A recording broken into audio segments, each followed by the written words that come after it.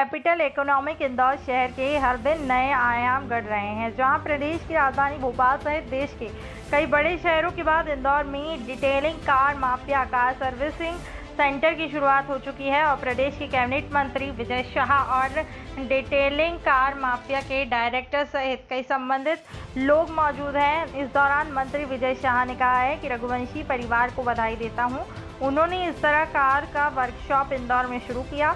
मंत्री ने कहा, लग्जरी कारों की सही देखरेख बहुत ज़रूरी होती है और डिटेलिंग कार माफियाओं पे लग्जरी कारों को लेकर कई तरह के कार्य किए जाते हैं। So my name is Kunal Sethi.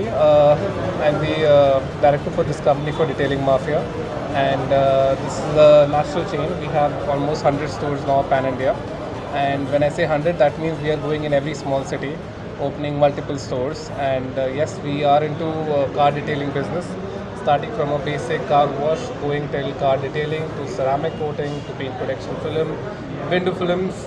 And then we have a A-grade model also, in which we do peelable paint also, which we will be gradually launching in Indore. But yes, we've made an option that our services is starting from 700 rupees and it is going till 3 lakh rupees. So we want to cater everyone in Indore. It is not that people who have high-end cars are only allowed to come in our showroom. We welcome everyone. And the services and the products which we use are unique. All the products which we are using, we have an exclusivity on those products for pan-India basis. We don't sell it anywhere. And it's only available in Detailing Mafia stores. So thank you, and please come to us and let us get your car detailed, and thank you so much. So we have stores everywhere. Abhi hum log recently we're coming up in Bhopal also. This month hamare almost we have 7 stores opening. So we'll be coming up in Bhubaneswar also in this month, in Behrampur also, and Kerala side in Kannur and in Calicut we'll be coming up over there also. What is the reason behind that you select the Detailing Mafia? So it's our company name is Man Machine. So it is a 35-year-old company. So our main business is we supply cleaning machines to all the OEMs, manufacturers, Maruti, Mahindra, Tata, BMW. सब जगह हमारी machines जाती है. Okay. Giving them the machines, still we couldn't find that they could give that quality, you know. Okay. So 14 years back, I started with one store, as they have started now. ऐसे करते करते मैंने 13 stores खुद के खोले और 8 साल यही काम किया।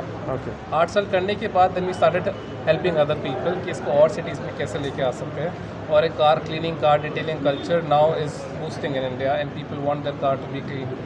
सो yes, in this covid time also 3 साल हमारे गए, बट तभी भी हमारा बिजनेस चलते रहा and people came for sanitisation and everything. So it's going well. देखिए, रघुवंशी जी सुपुत्र को आज ढेरों शुभकामनाएं और बधाई। जीवन में नए क्षेत्र में काम की प्रगति की ओर बढ़ रहे हैं, मेरी ढेरों शुभकामनाएं उनको। डिटेलिंग माफिया के नाम पर अच्छी लग्जरी कारों को अगर हम सफाई से नहीं रखेंगे तो उसकी कीमत की कोई वैल्यू नहीं रहती।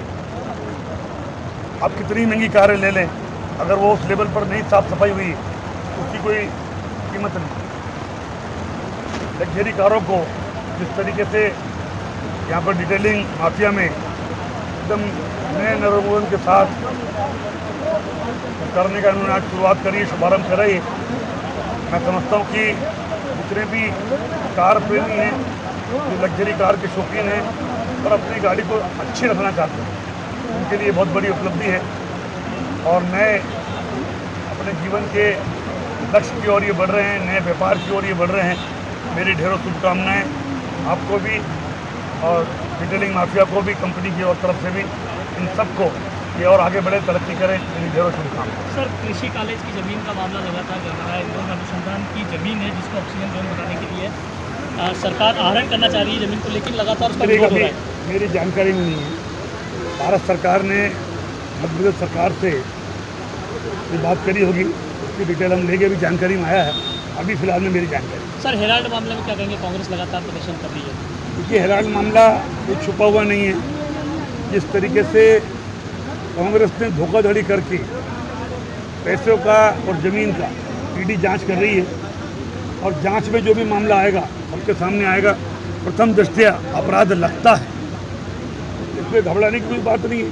इतना घबराने की, चिंता करने की क्या बात है? जब आप अच्छे हो, अगर मैं अच्छा हूँ, 10 बार आप मुझे ईडी बुलाए, इतना नाटक करने की आवश्यकता क्या है?